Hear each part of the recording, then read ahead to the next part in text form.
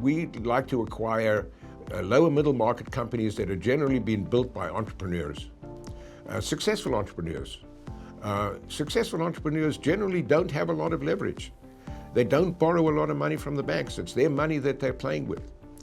Now a private equity firm comes along, and private equity is, in many ways, leverage is a basic tenet of private equity.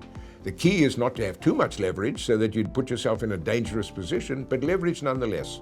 And that's dealing with a company and its lenders.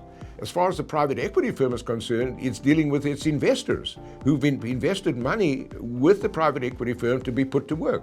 What we believe, is that you have to be completely open and transparent in dealing with all sectors of your business. All too often, people don't like to go to their lenders with bad news.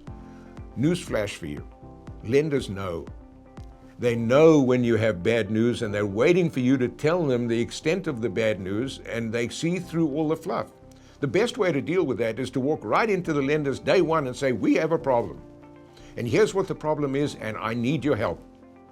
And if you lay the problem on the table and you don't hide anything, you are likely to get much more cooperation from those lenders than if you try to hide it and paper over the cracks and go through all of that. Similarly with investors. In many cases, the grand plan, like everything else in the world, plans are never wrong. It's just that the real world turns out to be a different place.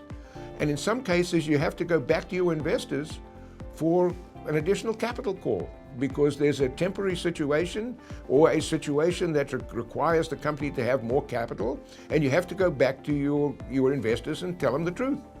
And once again, if you tell them the truth, and you lay out the cards on the table, your investors are much more likely to have comfort in you and stay with you all the way through the process. So there is no substitute for transparency. We need to do that at all times.